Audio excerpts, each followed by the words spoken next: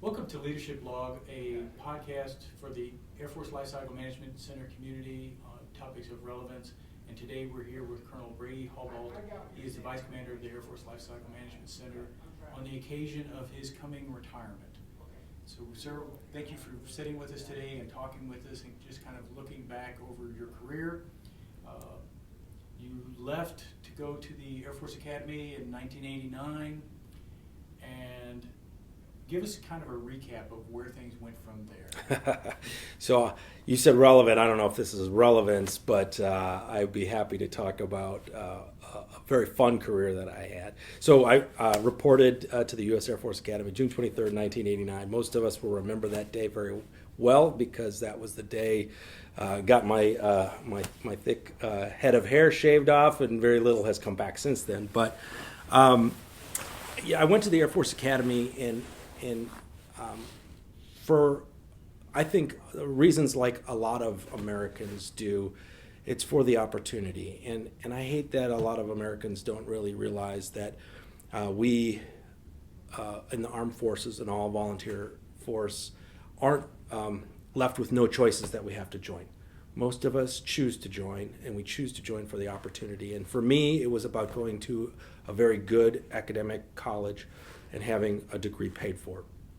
And it was really little more than that. I planned on 5 years of service and afterwards to pay back for my education. But one day I woke up and I was having too much fun. And so that's kind of been the theme through most of my career, is really enjoying what I do, making the best of it, no matter what job I had, but most importantly, making a difference in our Air Force and, frankly, national security, because that's why we're here. And so I felt like I could contribute in those ways throughout my career, and that's really what kept me going far beyond that first 5 years. And then all the time since then that I've thought about trying something else, but deciding to stick in and stay in uniform for a little longer. And so you studied engineering, is that correct? I knew I wanted to be an engineer from day one. I think it's because I liked building things and destroying things as a child. My grandfather really influenced me a lot. He built heavy machinery for a company in Wisconsin, and I decided engineering was what I wanted to do because it was the right logical flow for my brain, I guess. But and I fell in love with aviation as a child too. And so the Air Force Academy was the right fit. I did consider Naval Academy and West Point and other engineering schools. At the end of the day, the skiing is better in Colorado. So that was a big part of why I went out there. I had only gone once to visit. My dad took me out to visit the Air Force Academy ahead of time and loved it. And that's why I went. And frankly, a lot of people I grew up with in Wisconsin asked what base I was going to get assigned to, and wondered why would I join the Air Force, and not realizing what the academy was, really not really realizing what the military is, because there's so very little military presence in Wisconsin. We've got National Guard and such, but no active duty bases and very little military history in Wisconsin. Was there military service in your family? Very little. I had one grandfather who served in World War II. My other grandfather couldn't because he was born in Germany, so they frowned on him joining the U.S. Armed Forces. And then some uncles and great uncles that had served, mostly had done their conscription, their when they were called to, they served, and that was it. But not a history of any military in the family. And that really didn't influence me. It was more about the opportunity to get a good education, and in aviation especially. So after the academy, where did you head to? What was your first duty station then? So my first duty station was Wright-Patterson. I had orders at the time to the Foreign Aerospace Science and Technology Center, FASTAC, then NAIC, now NASIC. But an opportunity came up that I could go to AFIT and earn a master's degree. And what a great way to get a master's degree, but full-time on salary with the U.S. Air Force. So I was fortunate to be able to do that. It was in something that I didn't know much about, which was astronautics and space operations. And so It really constrained what a young engineer could do for the Air Force, but I was fortunate enough. They sent me right back to Colorado, which I loved, at Buckley Air National Guard Base, which was then not an Air Force base outside of Denver, Colorado, and loved it. I enjoyed my time there. I had great bosses that really gave me a lot of flexibility to do what I needed to help the mission without a lot of constraint. And it was just a great environment to have a first assignment. And I never intended for it to be more than a first assignment or maybe two, but it taught me a lot of fundamentals about just trying to do the best you can with the resources you have, and not waiting for somebody to give you permission, but to take advantage of what you can do and get it done. So what drew you to it? Was it the work and the challenge, the chance to do something challenging? Was it the recreation of it? I mean, what was it that really kind of drew you at that first juncture to make the decision that, yeah, I'm going to stay?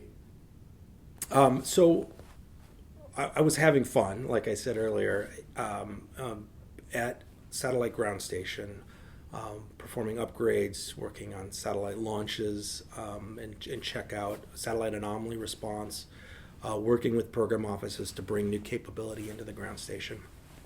And then there was an opportunity to follow on with the National Reconnaissance Office in Northern Virginia. And I had gotten married by that point to Jennifer, who we met here in Dayton. She's a University of Dayton graduate. And we were enjoying our time in Colorado, but we had an opportunity to come closer to home with her parents in Pennsylvania. So we moved to Northern Virginia for a second assignment, and it was an opportunity to just try something different working for the National Reconnaissance Office. So at this point, you've wanted to work in aviation, and you've spent most of your time in space.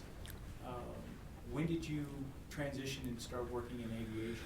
So I was at the National Reconnaissance Office as a engineer, systems engineer, and program manager. Got to learn a little bit about what program office life is like. Different kind of program office for sure, but we enjoyed our time in Northern Virginia, and had the opportunity to stay on working in SAF AQ, the air staff, as a program element monitor, which I really enjoyed. Again, in space, but being part of the inner decision making that our government, our Air Force relies upon. It was a really eye-opening experience for me. And the best parts were writing talking points that might make C-SPAN that evening from one of our leaders.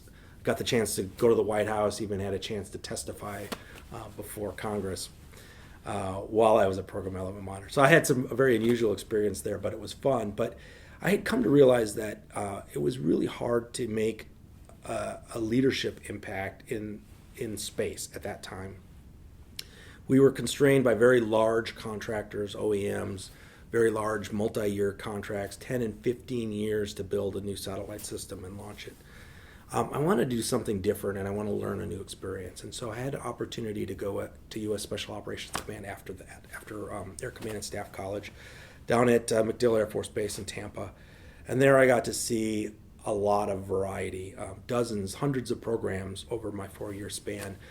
Some great mentorship, different experiences with different kinds of programs and people, and I got to produce a lot of airplanes. At one point, I think I had 100 plus airplanes in some form of development, production, or sustainment within my span of control.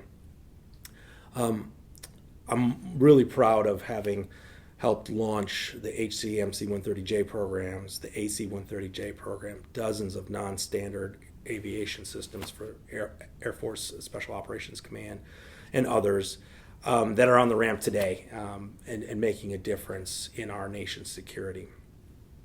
So that taught me that I loved airplanes, and why I joined the Air Force was to fly, fight, and win, as a mentor reminded me.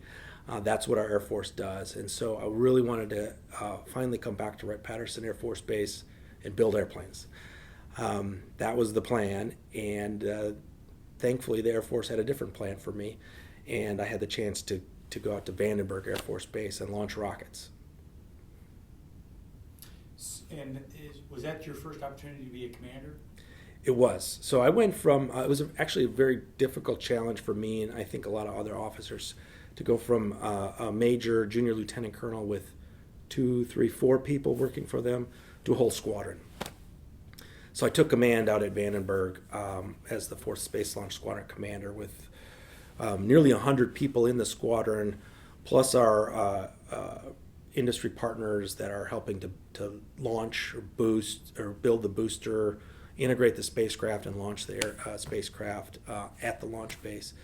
But it was a really unique leadership experience. I had never worked in space lift directly before, but I loved it. It was nothing more satisfying than at the end of the day watching that rocket go and saying goodbye, hosing off the pad, and getting on to the next space mission.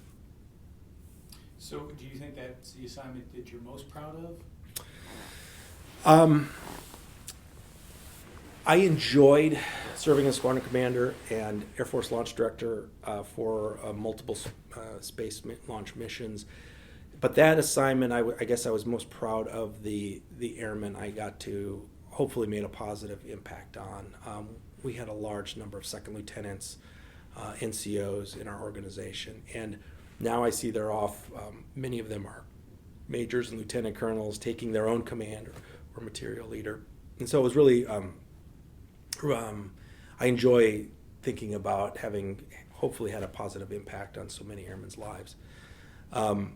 The space launch missions are great, but really I got to engage and encourage and teach our junior force, and again leave a legacy behind that the Air Force can be better for, hopefully, with the next wave of great acquisition professionals. I want to say there was a chief of staff, and the name escapes me right now, but said a few years back that being a squadron commander in the Air Force is the best job in the Air Force. Actually, I had a mentor tell me the best duty title in the U.S. Air Force is one word, and it's commander. And that was my duty title, and it was a great experience. A lot of pressure, a lot of difficult decisions, but a lot of fun too. It's a big responsibility. You have so many people that are, so many aspects of their lives that are your responsibility to deal with. Yeah. So you're not only in charge of the mission, which for us was launching rockets and putting satellites into the proper orbit, but you're also responsible for the people and their lives and their families' lives in many cases. But you have to stay true to the Air Force. The Air Force needs you to sometimes make those tough decisions that affects your airmen's lives. And that's what I found most difficult, but it was really trying to find the right balance between the individual and our Air Force's needs, meanwhile executing the mission. But I feel like it was a great opportunity, and I'm thankful for it, for the Air Force for giving it to me. Even though I wanted to go to Wright-Patterson and build airplanes, that was one of my favorite assignments. Sir, motivating a workforce is difficult in normal times, but we're in anything but normal times today. What are some things that you've found over the course of your career to recognize and motivate a workforce? Well, as most of us are continuing the mission with teleworking, it's harder to connect. I find that we're much more disconnected. It really helps when you know the people. So I'm surrounded, thankfully, in our office here with people I know really well. But as we hit the summer transition, there's going to be a lot of new people in our teams, and connecting with them, getting to know them remotely is going to be more difficult, for one thing. I also think it's really important to not forget about celebrating our successes. LCMC never closed our doors. We've continued the mission despite what's happened in different locations in different states, telling people to stay home. We have continued the mission, and we need to celebrate those successes. When I was at U.S. Special Operations Command, Army coworker taught me about comm plans and how are you telling, what's the message that you want to say about whatever it is you're working on, whether it's an operation or an acquisition program. And I helped build a comm plan for a new program that we were trying to launch. Well, I took that experience into my next assignment at Vandenberg Air Force Base, and what I really wanted to do is advertise the successes of my team. They were doing incredible things every day, just 3 hours north of Los Angeles, and we weren't telling our story very well. And so I set out on a deliberate plan to engage the media, engage the local, the base paper and the local tenants, the installation tenants, to make sure they knew what our people did. For example, I took our judge advocate out on a staff ride. We went and toured all the launch complexes because I wanted him to know what our airmen were doing, because one day he's going to have to sit and judge an airman for some action. He needs to understand what we do. I engaged with the media, even the Air Force Entertainment Hollywood office was quick to send people up and film. We filmed an episode from the Travel Channel at Vandenberg, and I used that opportunity to highlight one of our young airmen. Staff Sergeant Klatt talked about what he did with our infrastructure there at the launch complex. We taped some sounds and footage for transformers. We did a lot of things with the media, and not with the intent to inform the public so much, but also to inform the workforce, the local community, the other part of the space wing, like security forces, who didn't know what we did or why, or the logistics readiness squadron, who were working on our vehicles. They didn't necessarily know why they were doing it, but we helped advertise and celebrate the success of our workforce. And so now more than ever, with people teleworking, I think we have to find more and new creative ways to celebrate the successes that we have been doing. Some of our leaders I know are much more adept at pushing information to PA so that you can run a story, but we need to keep doing that and telling our story. The 1,000 great things every day that Air Force Lifecycle Management Center does for our Air Force and our nation shouldn't go unheralded. And I really want to see more and more cases where we talk about what Air Force Lifecycle Management Center did, not some unit somewhere that took the new thing that we prepared or developed for them. Rather talk about our workforce that actually had the success and got it over the finish line so that an operational unit or a maintenance unit can use the equipment we produce and sustain every day. So after that assignment, then where did you go? So after that assignment, I was in that assignment, and I called up another mentor, and I won't name his name, but I asked him what he thought I should do with my career because nobody was knocking on my door. And he said, "Don't worry, you're coming to Wright-Patterson." I said, "Okay." When you trust your mentors, you trust they're going to take care of you, and that's exactly what he did. I had the opportunity to come and work in the F-15 program office, which I spent 4 years in various shapes and forms, and I think I had 6 different offices in Fighter Bomber Directorate. But I had to work on the U.S. Air Force F-15 fleet, on the major investment that the Air Force was doing in modernizing that 4th-gen fighter. I got to build a brand new F-15, the first ever fly-by-wire F-15, that is now serving as the baseline for the Air Force's recapitalization of their legacy F-15Cs and Ds with the F-15E Act. So I'm very proud of that airplane too, because we helped build it. And it was many hands made that airplane fly and deliver successfully to the Kingdom of Saudi Arabia. But really it was about preparing for the next U.S. Air Force F-15. That included an assignment to Baghdad, Iraq, where I worked F-16 bed down for the F-16 Iraqi fleet, which was a very unique opportunity working for the State Department, but made even more interesting when we evacuated from Baghdad to Kuwait as ISIS came south, trying to continue that mission even though we were teleworking from Camp Arifjan, Kuwait. We were executing a mission in Baghdad, and that would foreshadow my 2020 experience with COVID-19 for sure. Then I wrapped up my fighter bomber experience with an assignment at Robbins Air Force Base, back working the F-15 Saudi program. And before I was finally asked to come back to Wright-Patt. So you've worked with a lot of different teams. What do you think, was there one team in particular that stuck out, maybe an accomplishment that you did, or? There's been so many, Daryl. Every team is different, and I find the hardest part is rallying the team around the unique mission.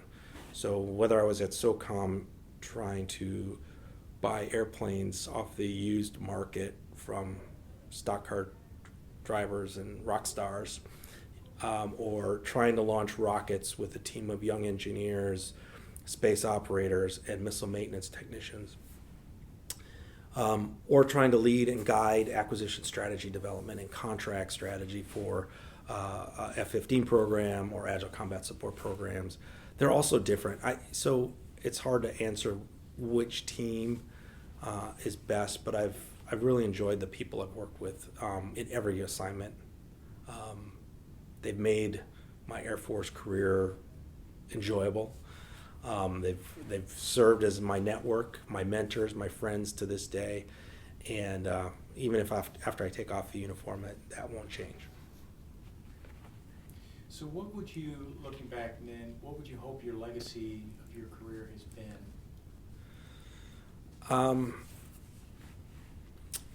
Two parts. Certainly there are airplanes on the ramp today that I had a hand in, and I'm very proud of those opportunities.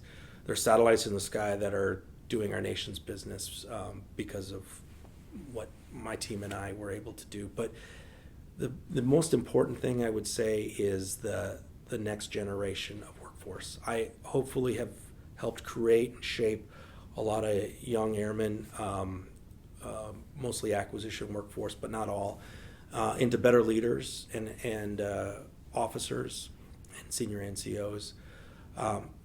And that they're also giving back in their own way to the next generation behind them. And I really feel like the Air Force is in good hands right now. I look at all of our material leaders and our up-and-coming colonels and lieutenant colonels that are just making such a huge difference in how we organize, train, equip, acquire, and operate our Air Force. It's just astounding. It's a great time to be in defense acquisition, and it's heading in the right direction. So I'm really most proud of the legacy, hopefully, that I've left behind in that workforce, and that are hopefully off doing great things for the officers and airmen that are following them. So if you're speaking to a young individual this time of year, getting ready to pack his bags and go off to the academy, what career advice would you give him? What would you tell him about opportunities that lie forward? First thing I would say is don't do what I did, which was a very eclectic career. But ultimately, if you're having fun doing it, you're going to be successful. Whatever it is the Air Force gives you to do, whether you're in uniform or civil service, if you're having fun with it, you're going to be successful. Because you're so much more willing to give your energy, your enthusiasm, your knowledge, and efforts if it's an enjoyable thing. So here's the challenge: is if you're going to have some days where you're working on something that's not that much fun. So find a way to make it fun. Even when it's a terrible day, even when you're hauling out your trash, or in the COVID-19 environment, wiping down your keyboard, it may not be fun, but find a way to make it fun, and you'll have a successful career, whether it's 5 years or 30 years. Have fun doing it. Sir, thanks for sitting down with us and talking today, taking a look back at your career, and we wish you the best of luck in all future endeavors. Thank you. I'm looking forward to it. And Darryl, thanks for your time and your willingness to hear me talk.